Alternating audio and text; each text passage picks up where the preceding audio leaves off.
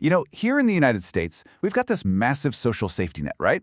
It helps tens of millions of people with things like food, housing, healthcare. So you might look at all that and think, does that basically add up to a universal basic income? Well, that's what we're going to dig into. And the answer, as you'll see, is a pretty hard no. In fact, they're not just different, they're practically philosophical opposites. Just to give you a sense of the sheer scale we're talking about, look at this number. 41 million. That's how many Americans get SNAP benefits, what we used to call food stamps. And that's just one program. You've got millions more on Medicaid and all sorts of other assistance. It's huge. So this leads to a really common and, honestly, a pretty logical question. When you see millions and millions of people getting help with food and health and housing, you gotta wonder, right? Haven't we kind of already built a basic income just by default? All right, so let's dig into that idea a little more. Because when you start stacking all these benefits on top of each other, the food aid, the housing help, the healthcare, you can kind of see why someone might think it looks like a basic income.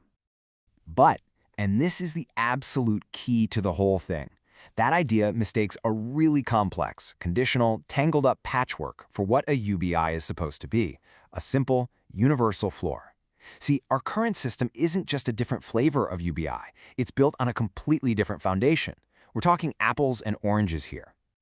Okay, so to really get to the heart of this, we've got to define our terms. What are we actually talking about with each of these systems? Because, as you're about to see, they're built on principles that are in direct opposition to each other. All right, let's start with UBI.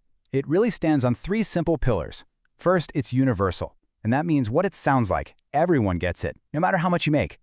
Second, it's basic. The idea is to provide a foundational floor, something to cover your most essential needs. And third, and this part is so important, it's income. We're talking about unrestricted cash, money you can use for whatever you decide you need most. Okay, now let's flip that on its head and look at our current system. It's basically the mirror opposite. Pillar 1, it's targeted. You have to go through a process to prove you're poor enough to qualify. 2, it's supplemental. This isn't meant to be a full income. It's just designed to, supplement what you already have. And 3, it's assistance. It's not cash. It's restricted aid that can only be used for specific things like food or rent. So let's break down that first major difference, because it's a big one. Who actually gets the help? Is it this solid floor that catches everyone? Or is it something way, way more complicated? Yeah, this right here really illustrates that divide perfectly. UBI is trying to be that universal floor that nobody can fall beneath. But our current system, it's much more like a tangled web of ladders. To get any help, you have to find the exact right ladder for your problem, and then you have to prove you deserve to climb it.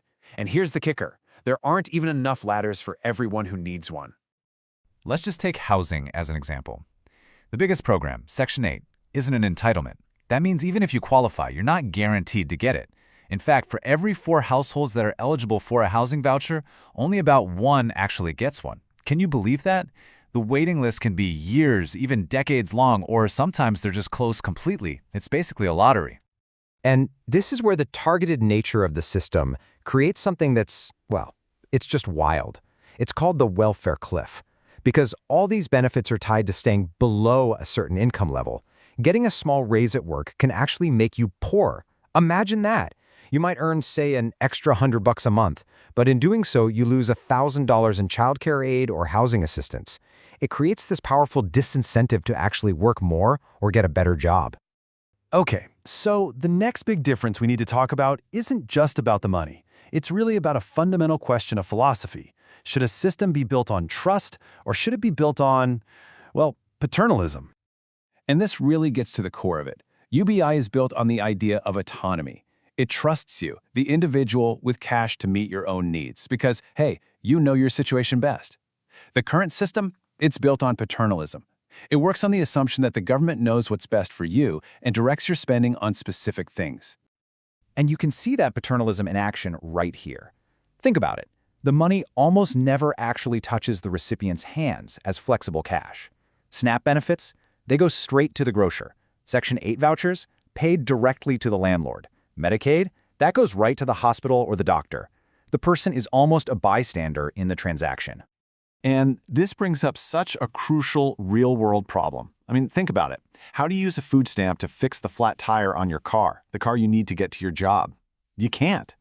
What if your biggest, most urgent need one month isn't food, but that car repair? That's the trap of inflexible aid. Cash, on the other hand, gives you a way out. Okay, so we've talked about who gets the benefits and in what form they get them. The last big piece of this puzzle is how the benefits actually get delivered.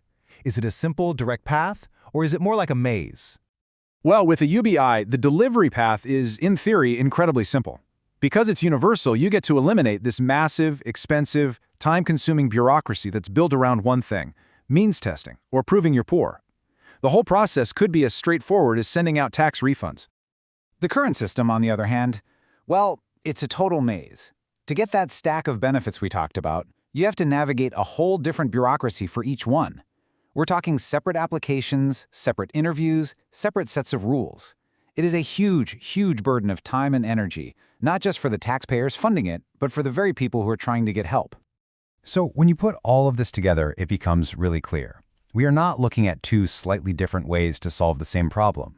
What we're actually looking at are two fundamentally incompatible visions of what the social contract should even be. And this table just lays it all out, nice and clean. Let's run through it. For the core principle, you have targeted scarcity versus universality. For the method, you have paternalism with in-kind benefits versus autonomy with cash.